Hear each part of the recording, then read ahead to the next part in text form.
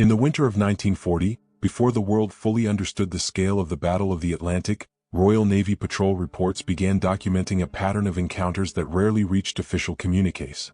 Tucked between routine notations, weather conditions, escort assignments, fuel consumption, were brief, carefully worded lines hinting at events crews struggled to explain.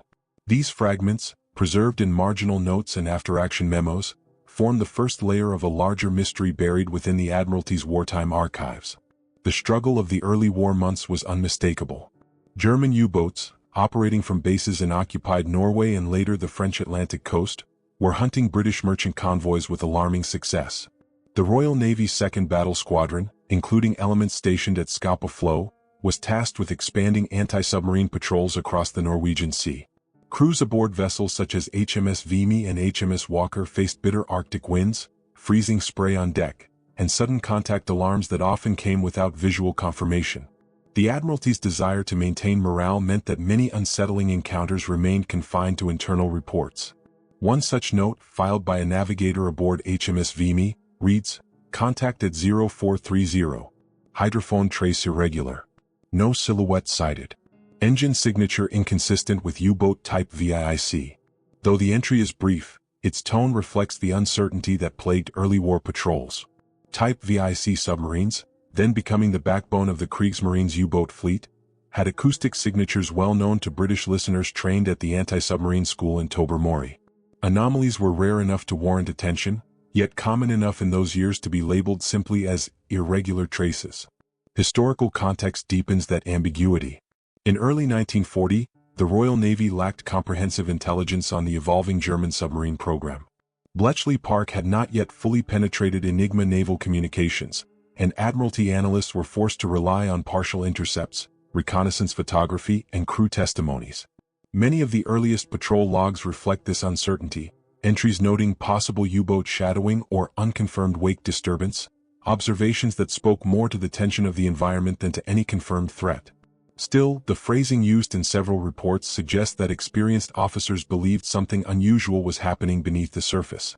One patrol log from HMS Walker mentions an unexpected hydrophone cutoff, an abrupt loss of acoustic contact that did not match known U-boat evasive maneuvers.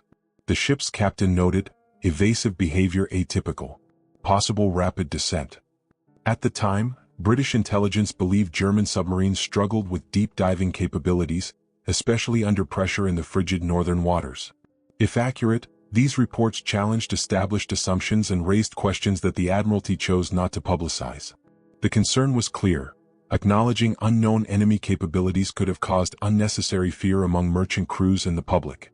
The reveal, however, comes not from dramatic confrontation but from the pattern of these marginal notes over several months. Reports from separate vessels, operating in different sectors of the Norwegian Sea, echoed similar language, unusual hydrophone readings, incomplete contacts, or acoustic traces that vanished quicker than expected. Nothing within the report suggested anything beyond human or mechanical cause, yet they pointed to either an underestimated German tactic or early war misinterpretations by fatigued crews working in brutal conditions. Admiralty analysts attempted to correlate these anomalies with known U-boat deployments, but the gaps in intelligence left their assessments inconclusive. Reflecting on these early entries provides a modern lesson about wartime uncertainty. Naval officers worked with incomplete information, often interpreting ambiguous data under immense pressure. In such an environment, even routine encounters could appear extraordinary. What stands out today is not the suggestion of a hidden enemy strategy, but how carefully crews documented what they did not understand, a testament to the discipline and training behind every British patrol. The part closes with one final detail from March 1940, a short, red-penciled annotation in the margin of a report from HMS Vimy. Positioned beside an irregular contact entry, it reads simply, "Unresolved. Refer to operations." The note is unsigned.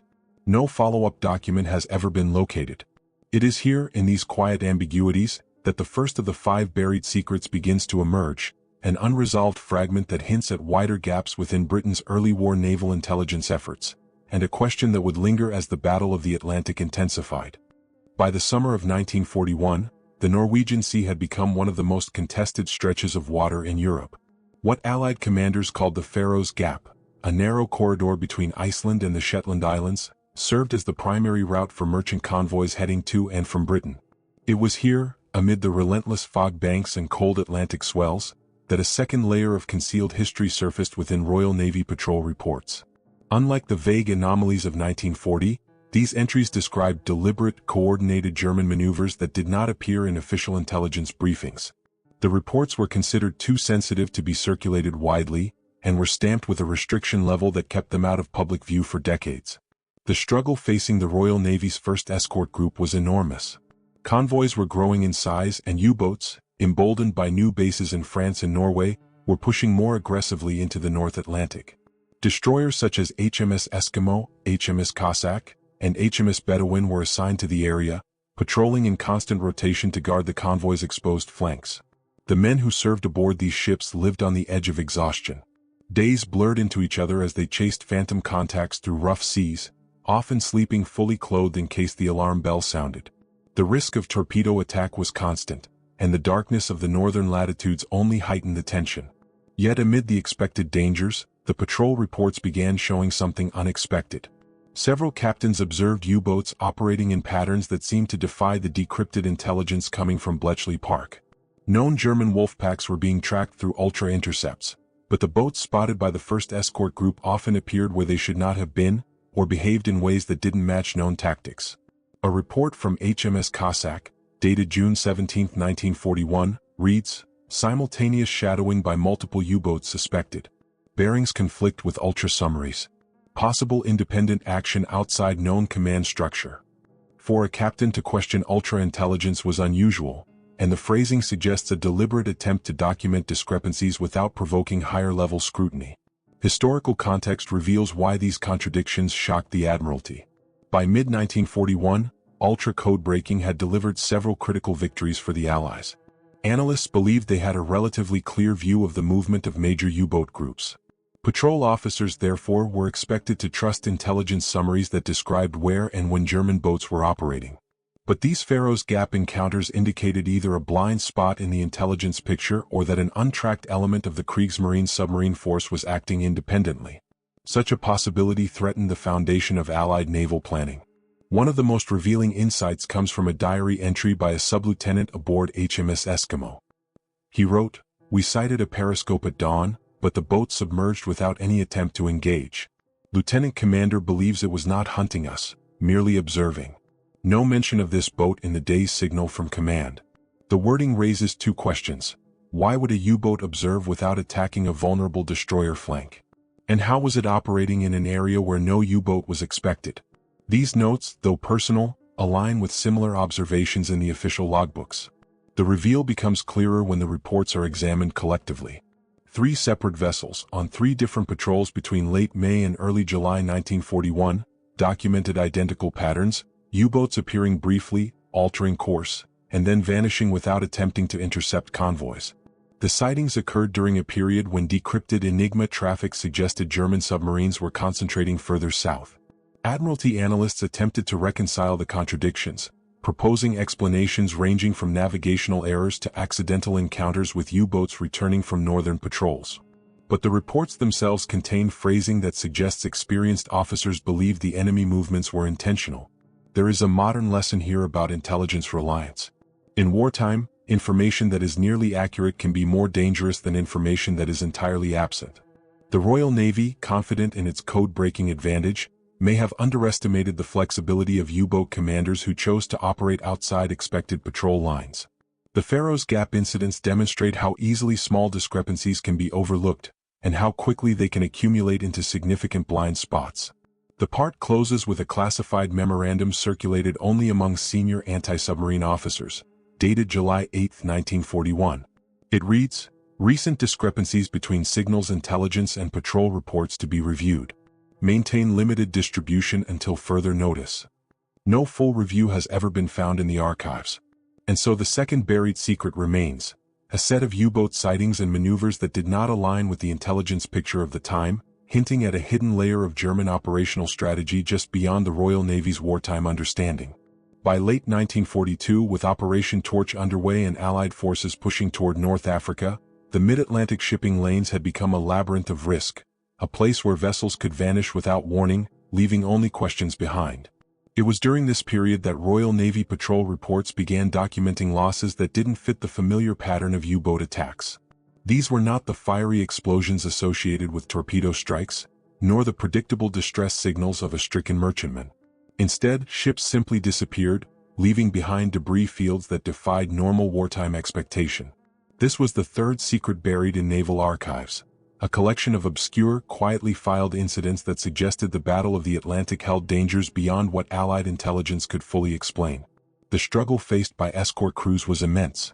In November 1942, as American and British forces landed in Morocco and Algeria, the Royal Navy shifted resources to protect the extended convoy chain supplying the new front. Destroyers like HMS Wild Swan, HMS Boadicea, and the sloop HMS Stork were deployed to the critical mid-Atlantic gap, a region notorious for poor air cover and sudden wolfpack assaults. Crews lived in a state of constant readiness. The sound of depth charges rolling into the sea became routine, and the faint hum of a hydrophone trace could jolt exhausted men from their bunks at any hour. Yet, amid this chaos, it was the anomalies that disturbed officers the most. On December 14, 1942, HMS Wild Swan, operating roughly 400 miles west of Ireland, stumbled upon a vast slick of oil spreading across the water. The crew expected to find survivors from a torpedoed merchant ship, perhaps remnants of another wolfpack attack. Instead, they found debris scattered in a pattern that didn't match known torpedo dispersal. Life rings, charred planking, and twisted metal floated among intact cargo crates. But there was no concentrated burn mark, no blast center, and no survivors. The ship the debris belonged to, most likely a small freighter traveling unescorted, had not sent a single distress signal. An insight appears in the ship's log. Debris suggests structural failure. No torpedo residue found. Radio silence prior to loss. Structural failure was a rare diagnosis in wartime, especially for vessels built under the British Merchant Shipbuilding Charter. These ships were reinforced for heavy seas and known mechanical vulnerabilities were well documented. If structural failure was unlikely, then what had caused the ship to break apart? The log entry was forwarded to Western Approach's command but received no reply. A similar pattern emerged in a patrol report filed on January 3, 1943 by HMS Stork. The sloop encountered another debris field, this time accompanied by a faint smell of diesel oil. The composition of the wreckage suggested a collision, yet evidence of paint transfer or hull scraping was absent. A surviving deck officer later wrote in his personal papers, "No indication of torpedo. No survivors. Calm seas. No signals. Disturbing." His notes were private and never intended for publication, but they add a human dimension to the puzzle, a reflection of officers quietly confronting uncertainties they could not voice in official reports. The reveal comes when comparing these cases with intercepted Kriegsmarine communications. Bletchley Park had decrypted nearly all Enigma traffic for the North Atlantic in late 1942. No German logs mentioned attacks in the coordinates where these vessels vanished. The wolfpacks were operating hundreds of miles to the south. Ultra-intelligence showed no record of a U-boat returning from a patrol with unexplained sinkings or ammunition expended. In short, the Germans denied involvement by omission, and the British could not explain the pattern. Some historians later proposed that rogue U-boats, operating independently of BDU U-boat command, may have conducted isolated attacks. But the lack of torpedo traces or observed periscope sightings challenges this theory. Others suggested accidental collisions with derelict ships or drifting mines. Yet drifting mines rarely destroyed entire hulls, and collisions usually left identifiable damage. Neither theory fully accounts for the missing distress calls. A modern reflection reveals a deeper lesson. Wartime reporting often filters out events that defy easy explanation. In the urgency of global conflict, ambiguous data is sidelined, archived, or overshadowed by more pressing strategic concerns. The unexplained 1942 disappearances may never have reached the Admiralty's highest levels simply because the chaos of Operation Torch demanded immediate, tangible results. The part closes with a final, haunting detail. In the logbook of HMS Wild Swan, tucked between two routine entries, weather data and convoy bearings, is a short note written by an anonymous hand. Second lost this month with no U-boat contact. Not typical. Monitor. The word monitor was underlined twice, then crossed out. No follow-up entry appears. With that quiet omission, the third secret of the Royal Navy patrol reports deepens. Ships lost without cause, in waters where the enemy was supposedly absent, and a mystery that the war effort had neither time nor clarity to resolve. By 1943, the tides of the Battle of the Atlantic were shifting. Allied code-breaking had reached unprecedented efficiency, with Bletchley Park decrypting German naval Enigma messages sometimes within hours of their transmission. Air cover extended deeper into the Atlantic, and the once deadly wolf packs were feeling pressure from new technologies like centimetric radar and improved depth charge patterns. Yet even in this turning point year, when intelligence, tactics, and morale all favored the Allies, Royal Navy patrol reports revealed a new and puzzling phenomenon: U-boats that seemed to anticipate Allied movements before contact was made. This fourth buried secret hinted not at supernatural advantage, but at a breach somewhere within the complex web of Allied communications and strategy. The struggle at sea had intensified. As convoys surged to support operations in Sicily in preparation for the eventual invasion of mainland Europe, destroyer groups escorting them faced increasing demands for precision and coordination. HMS Duke of York, a King George V-class battleship serving as the flagship of Home Fleet, was often escorted by vessels like HMS Matchless, HMS Opportune, and HMS Virago. These destroyers were the eyes and ears of the formation, sweeping ahead to detect submarines, probing suspicious sweeps on the Aztec sets, and responding to sudden hydrophone echoes with depth charges. Crews aboard these ships were seasoned now. Many had survived the darkest months of 1941 to 42, when Wolfpack tactics were at their peak. They trusted their instruments, they trusted ultra-intelligence, and they trusted their training. But beginning in April 1943, several captains reported an unusual pattern: U-boats turning away, sometimes sharply, sometimes minutes before Allied vessels moved into detection range. In some cases, the submarines withdrew from an area before a convoy even arrived, despite no visible signals, intercepted transmissions, or reconnaissance aircraft sightings that could have revealed Allied approach routes. One of the most telling insights appears in the patrol log of HMS Matchless, dated April 21, 1943. The captain noted, "U-boat contact at 0614 hours. Enemy vessel altered heading immediately upon our course correction. Contact lost. No radio transmissions detected." The lack of transmissions was significant. German U-boats were under strict radio silence orders that year, but they occasionally broke silence to coordinate Wolfpack positions. Yet in this case and dozens of others like it, the submarines maintained perfect silence while demonstrating uncanny timing. A separate report from HMS Opportune, filed on May 2, described an even more striking pattern. The ship detected what appeared to be a Type 9 U-boat's hydroplane signature.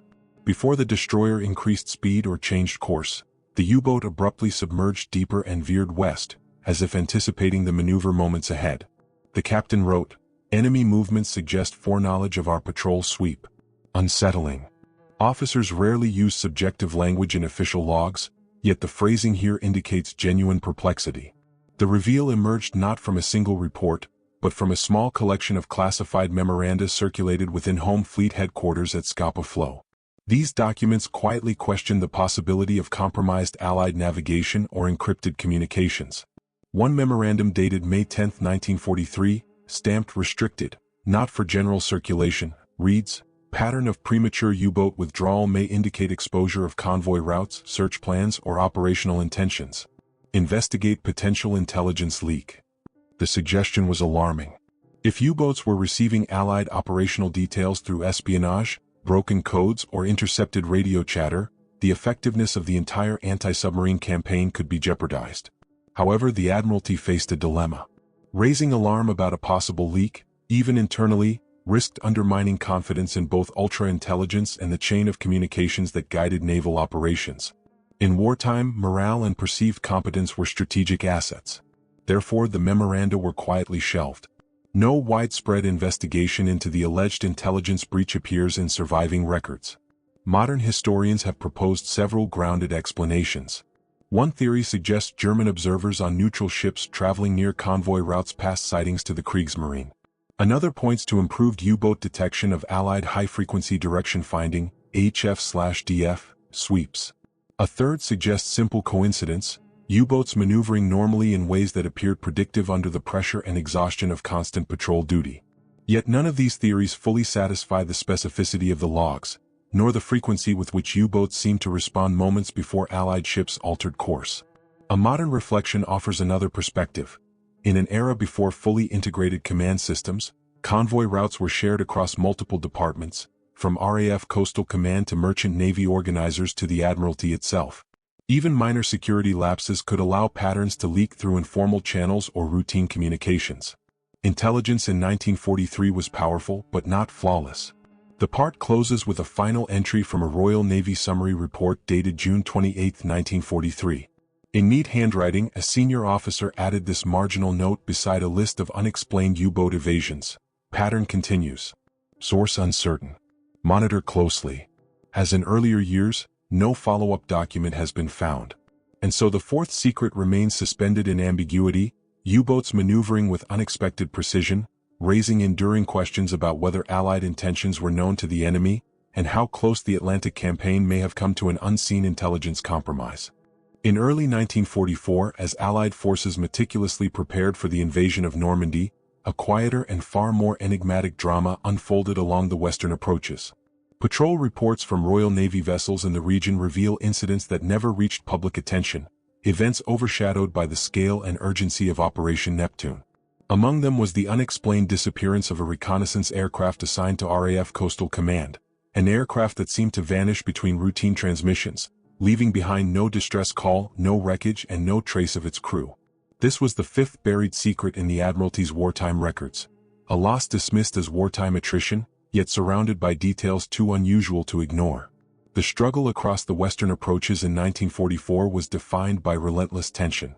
RAF Coastal Command, operating aircraft such as the consolidated PBY Catalina, the Lockheed Hudson, and the Vickers Wellington GR variant, was tasked with maintaining a constant aerial screen along U-boat transit lanes. Their mission was simple in concept but deadly in execution: detect, shadow, and attack German submarines attempting to break into the Atlantic. Meanwhile, Royal Navy escorts, including ships like HMS Bulldog, HMS Beagle, and the frigate HMS Bickerton, conducted anti-submarine sweeps, responding whenever patrol aircraft sighted periscopes or surfaced U-boats. Cooperation between air and sea units had grown exceptionally tight by this stage of the war.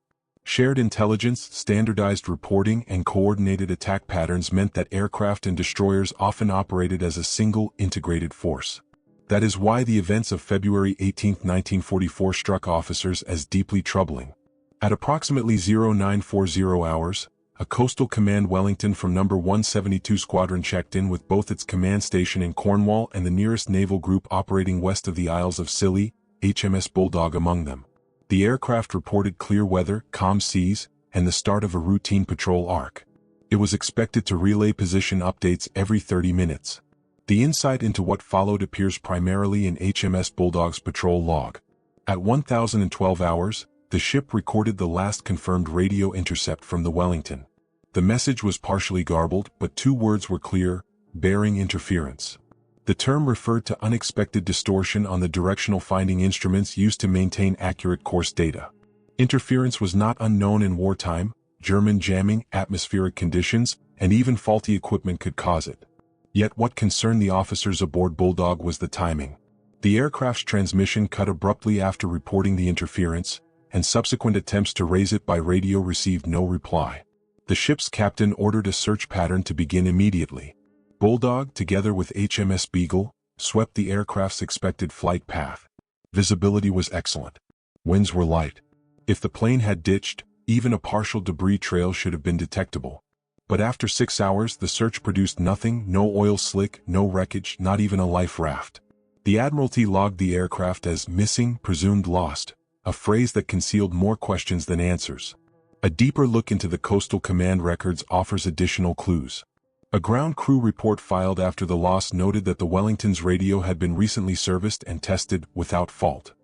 Moreover, there were no Luftwaffe aircraft operating in the region that day. Radar stations along the Cornish coast detected no intruders, and U-boat logs declassified years later, particularly those from U-541, U-256, and U-608, which were operating in distant sectors, contain no mention of downing an aircraft.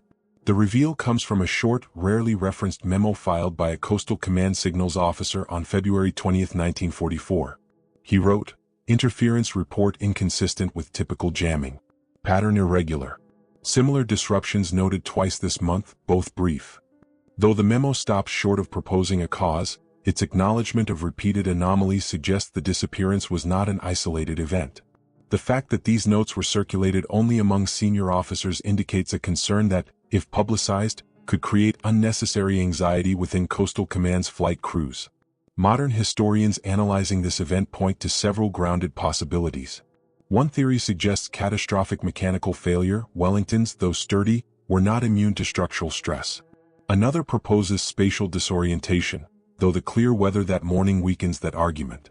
A third theory involves electrical malfunction that could disrupt both radio and navigational instruments. Yet a malfunction severe enough to disable all communications and bring down the aircraft without leaving debris is difficult to reconcile with the evidence or lack of it. There is a modern lesson here about the sacrifices of air crews who operated over vast, indifferent seas. Their missions were essential yet perilous, often conducted at low altitude and in unpredictable conditions. When something went wrong, it often left few traces. The fog of war, combined with the pressing urgency of preparations for D-Day, ensured that unusual cases were quickly filed away without exhaustive investigation. The part closes with a final line from HMS Bulldog's daily report. Beneath the entry detailing the fruitless search is a short annotation in pencil: "Patrol aircraft not located. Cause unknown." The handwriting does not match that of the officer of the watch. No signature accompanies it. With that brief, anonymous note, the fifth secret becomes clear: a missing aircraft, a disrupted radio bearing, and a silence that no amount of wartime analysis could fully explain. By the final months of 1945, as Europe emerged from the most destructive conflict in human history, the Admiralty initiated a sweeping review of wartime operational records. These efforts were meant to document lessons learned, refine future doctrine, and preserve the raw experiences of the Royal Navy's sailors and officers. But among the thousands of pages of patrol reports, signals logs, and intelligence summaries, senior analysts began noticing recurring irregularities, patterns that had never been fully resolved during the war itself. What emerged was not a single dramatic revelation, but a constellation of 5 persistent mysteries: unexplained contacts, contradictory intelligence, vanished ships, evasive U-boats, and a missing aircraft. Together, they formed the sixth and final secret buried within the archives, a recognition that even with victory secured, many questions about the Battle of the Atlantic would remain unanswered. The struggle of the post-war analysis was less visceral than the wartime fight, but no less challenging. The Admiralty's historical section, working from temporary offices in London and Portsmouth, tasked officers with compiling a definitive record of naval operations. They pored over convoy diagrams, decoded Enigma transcripts, after-action reports, and the hand-scrawled logbook notes of destroyer captains. As they worked, they encountered fragments of wartime ambiguity, cases that could not be neatly explained through standard doctrine or intelligence. Men who had served at sea understood this better than anyone. The Atlantic was vast, the fog of war thick, and no amount of planning could remove uncertainty entirely. Yet certain anomalies proved too consistent to ignore. A review of early 1940 patrols noted multiple hydrophone traces that did not align with known U-boat capabilities at the time. The analysts compared these with German-designed documents captured after the war, but nothing in the Kriegsmarine's research archives supported the idea of an early deep-diving or acoustically irregular submarine. The reports from the Faroes Gap in 1941 were equally perplexing. Ultra-decrypts clearly showed German Wolfpack deployments operating far south of the sightings documented by the 1st Escort Group. When analysts attempted to match the logs with BDU war diaries, they found no corresponding entries, not even vague references to unplanned movements or independent patrols. One officer involved in the review later remarked in a private letter, "Our records and theirs do not agree, and I suspect they never will." His frustration reflected a broader truth about wartime intelligence. Even after the conflict ended, the data remained incomplete. The insight deepened as analysts reached the 1942 section of the review. The unexplained disappearances of merchant vessels in the mid-Atlantic stood out sharply. German U-boat logs from that period, now fully accessible, listed no attacks in the areas where British escorts found debris. The post-war investigators considered drifting mines, but the patterns of wreckage did not match mine detonations. They considered structural failures, but Lloyd's Register engineers dismissed the idea based on ship designs. The review team ultimately labeled the cases unattributed losses, a neutral phrase that quietly conveyed the absence of answers. The most sensitive portion of the review concerned 1943, when several U-boats demonstrated unusual evasive timing. Analysts compared U-boat track charts with convoy routing records, looking for any sign of compromised intelligence. No such breach was ever conclusively identified. The Germans had not broken Allied codes in that period, nor did any known espionage case fit the timeline. Yet the logs from HMS Matchless and HMS Opportune clearly showed instances where submarines altered course moments before detection. The team drafted a summary memorandum that raised the possibility of unintentional leaks through routine radio chatter, neutral shipping, or observation posts. But this memo remained classified for decades, a reminder of how fragile wartime information security had been, even in victory. Then came the 1944 disappearance of the Coastal Command Wellington. The aircraft had left no trace, and German archives provided no explanation. The case was so perplexing that the review team debated excluding it entirely, arguing that it fell outside naval jurisdiction. Yet HMS Bulldog's involvement in the search placed it squarely within the Admiralty's purview. The final assessment offered no conclusion, simply stating, "Cause of loss undetermined." For a Navy that prided itself on precision and accountability, such wording carried unmistakable gravity. The reveal of the sixth secret is not a new mystery, but a realization. Despite unprecedented coordination between sea, air, and intelligence units, the Atlantic War produced anomalies that remain unresolved even in hindsight. These were not failures of bravery or technique, but the inevitable product of a conflict fought across thousands of miles of open water, in a world where information was always incomplete and danger often invisible. A modern reflection suggests a deeper meaning. The war at sea was shaped not only by strategy and technology but by uncertainty, moments when crews had to act without full knowledge, trusting experience over data. The unexplained encounters, evasive submarines, missing aircraft, and vanished vessels are reminders of the limits of human understanding during wartime. They testify to the courage of sailors and airmen who faced the unknown without hesitation. The part closes with a final line from a 1946 Admiralty summary, handwritten in the margin by an unknown officer. "Some questions remain. The sea keeps its own counsel." With those words, the sixth secret becomes clear, not a single incident, but the enduring presence of unanswered questions woven through the Royal Navy's wartime history, preserved quietly within patrol reports that continue to intrigue historians to this day.